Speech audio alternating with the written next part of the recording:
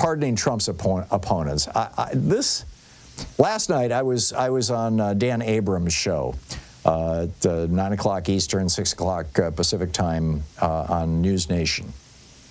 And in fact, we opened the show, and it was a debate between me and this person. I'll just leave it at that. Who was arguing that Democrats want to blow up the rule of law by pardoning the people who are in Trump's crosshairs, and that will forever prevent any investigations of Joe Biden or anybody and his crime family, et cetera, which is nonsense. The simple reality is that Donald Trump is not a normal president and won't be, has promised not to be a normal president. If Mitt Romney was about to be sworn into the White House, I would not be having this conversation with you. I would not have written this op-ed for HartmannReport.com. And in fact, we wouldn't be having this conversation. You know, Mitt Romney is an old-fashioned Republican, the kind of guy who wants tax cuts for the billionaires, deregulation for companies, of course, who thinks that social programs, is horrified by the fact that only about half of Americans earn enough money to pay taxes. He's not concerned about how much they earn. He's concerned that, the lower income Americans don't have to pay taxes, and he does. But he doesn't want to tear down the republic. He lost an election and gracefully said, I lost. Barack Obama's, second term is here, and God bless him, and I wish him well. And he showed up for the inauguration.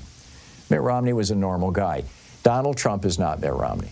Donald Trump has said that he wants General Mark Milley executed. He said he wants to see how Liz Cheney would feel if 9 guns were pointed at her head, and if she was in front of a firing squad.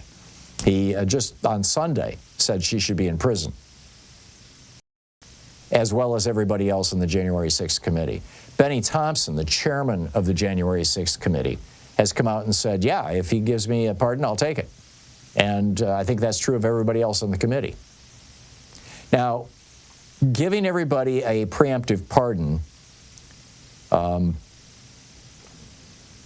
is not going to prevent investigations, contrary to what my debating opponent last night on NewsNation had to say. It's not, in fact, I fully expect that both the House and Senate will be having investigative committees that will be looking into the crimes of Democrats during the Biden administration. It's going to be a crap show. It's going to be a circus. Of course. I mean, Republicans have to do this because they have nothing else.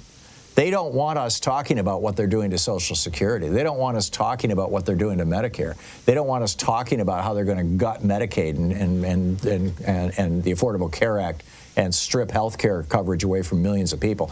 They don't want us talking about how they're going to get rid of the banking regulators and dispose of the Consumer Financial Protection Bureau that has recovered some $20 billion from financial institutions that have ripped off average Americans. They don't want us talking about any of that. They don't want us talking about ending net neutrality, with Brendan Carr now starting in January, as the commissioner of the Federal Communications Commission. They don't want us talking about the crimes that they're committing, basically, against democracy.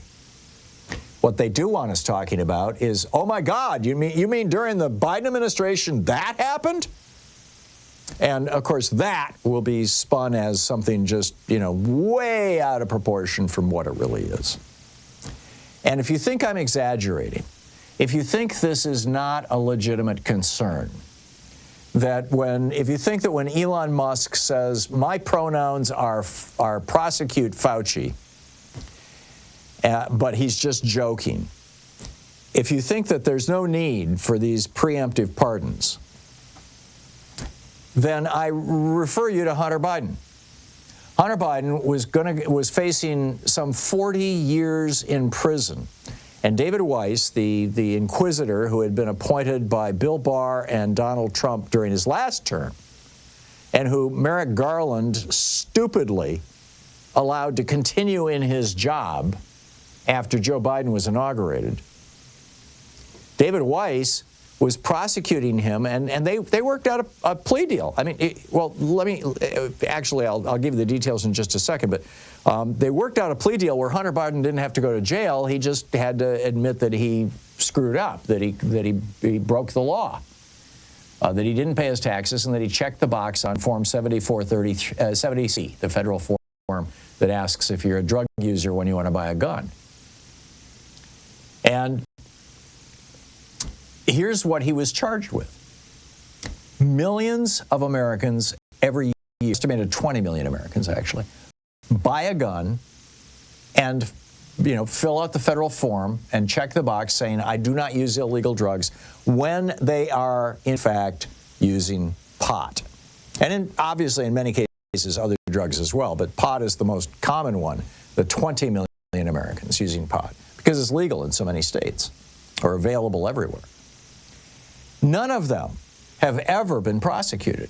One guy, well, with one exception, one guy was prosecuted just for checking the box. Now, about 100 people a year get prosecuted for checking the box, as an addition to their sentence. But they are always being prosecuted for things like running guns or ghost guns or for bigger crimes, and they're just looking for ways to keep them in jail longer. So they use the check the box thing. The one guy who was prosecuted for checking the box, and checking the box alone, although this started with a drug bust, he was smoking pot in a state where it was illegal. It was in Louisiana. His name was Patrick Darnell Daniels, Jr., and his case was overturned by the Fifth Circuit Court of Appeals. So this is a non-crime, basically, that Hunter Biden was charged with. And yet David Weiss wanted him to go to jail, charging him in a way that could be the outcome. That was charge number one. Charge number two was that he didn't pay his taxes for 2 years. The federal government actually has a program where if you are an addict and you don't pay your taxes, you get a pass on going to prison if you pay your taxes in full and you pay the interest on the taxes that you owed, and it's a pretty high rate, and you pay massive fines for having, not paid your taxes.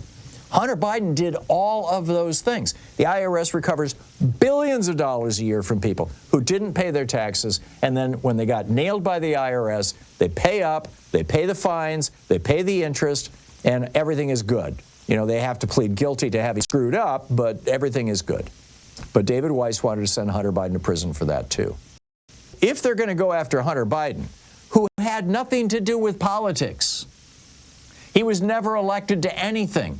He never crossed Donald Trump. He didn't investigate Donald Trump. He didn't prosecute Donald Trump. He wasn't Jack Smith. He wasn't Alvin Bragg. He wasn't Letitia James. If they're going to go after Hunter Biden, they'll go after all these other people. And so I am of the opinion that it would be a good thing if Joe Biden, President Biden, were to preemptively issue blanket pardons for all of these people who were involved with prosecuting Trump, investigating Trump, Bob Mueller, everybody on his team, the people at the FBI who raided Mar-a-Lago, Jack Smith and his team, all the members of the January 6th committee, and anybody else, and the 50 or so people on Kash Patel's enemy list that he published in his book. Pardon them all.